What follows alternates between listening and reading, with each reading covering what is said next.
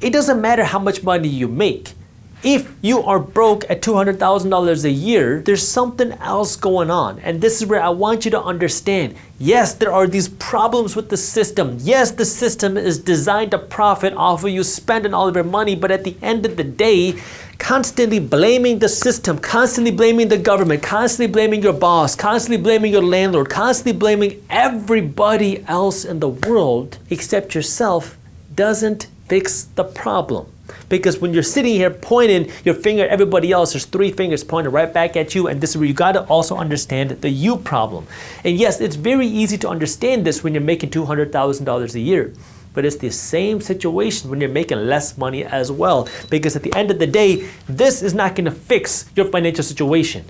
But this can. If you're earning $200,000 a year, that's $16,600 a month. And when you're making $16,600 a month in gross, guess what that means? That means the bank is going to be willing to lend you more money to buy a house. That means the bank is going to be willing to lend you more money to buy a car. That means the bank is going to be willing to give you a bigger line of credit on your credit cards. It means the bank is more likely to lend you more money because when you have a bigger salary, you become more credit worthy. And this is where it's so important for you to understand this, because everybody thinks that, man, if I just made an additional $1,000 a month, an additional $10,000 a year, an additional $30,000 a year, all my financial problems will be solved. But here's what happens. You work for that raise, you work to make some more money, and then all of a sudden, boom, your salary goes up. But do you know what happens next? Your expenses go from here to here.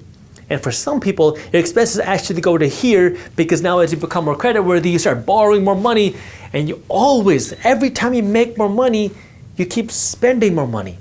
And now you don't understand how it is that you never can get ahead, how you can never build any wealth, how you never have any freedom, because every time you get a raise, you feel even more stuck, and you can't leave your job that you may or may not hate. You can't take a vacation because number one, it's going to be expensive, and number two, you can't take the time off of work, and you can't understand how you're going to ever have a chance to be financially free. How are you going to give that real freedom to your kids? How are you going to have the time to relax? How are you going to finally go on the vacation and be able to relax? Well, it starts not by blaming this, but by taking care of this. Understand how the system works. This is the first rule that I always teach about in my financial education. You got to understand how our money works. You have to understand how our economic system works, because the reality is, and this is going to sound painful, our economic system doesn't care about you. Our economic system is designed to profit off of you. Period. In fact, the economic system is designed to benefit the investor, not the employee, not the consumer, the investor. Now you might say, oh, those greedy rich investors, but here's the reality. You don't have to be a multimillionaire to become an investor. If you have an extra $100, you can now become an investor. See, becoming an investor means you just have a little bit of extra money that now, instead of you saving it and instead of you spending it, you're now investing that money. Now, I know that can feel very overwhelming. Where in the world do I start to invest? What stock brokerage do I use? What stock do I buy? How do I actually go about doing this? But it doesn't have to be all that complicated. I want you to think about it like this. If you were 400 pounds and obese, and now you wanted to lose weight, what do? Well, should I do keto? Should I go vegan? Should I do this diet? Should I be doing intermittent fasting? Should I be doing... At the end of the day, what should you do? Get on a treadmill and put down the donuts, right? You just get started with a little bit, because that's a step in the right direction. When you put down the donuts, you put down the ho-hos, and you get on a treadmill, now maybe the next thing you do is you put the treadmill on an incline. Now maybe you say, well, you can add in some weightlifting as well. Don't get into all the confusing stuff as to which way you do workouts. Just start picking up weights and do things with them. Just start moving the weights.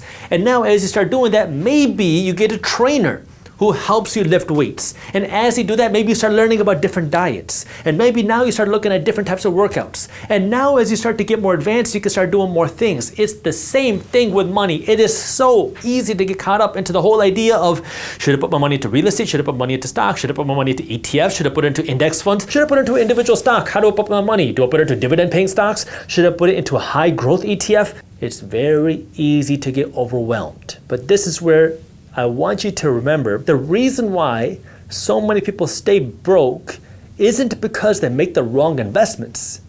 It's because they don't invest their money at all. You're gonna make mistakes. You're gonna have screw ups. It's a part of the process.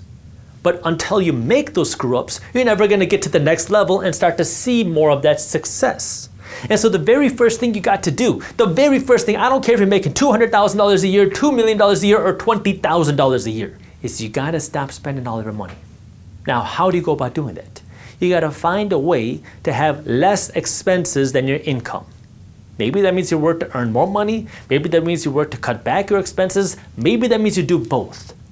But if you spend all of your money, or more than all you earn, you will never, ever have a chance to become wealthy. Because the way you become wealthy, remember we just established this, is you have to invest your money. How do you invest your money? You got to have some extra money to invest in. And in order for you to do that, you cannot spend all of your money. So the very first thing you got to do before you do anything else is you got to have some extra money, that we have some money to invest. Now that you have some extra money, let's just lay the groundwork.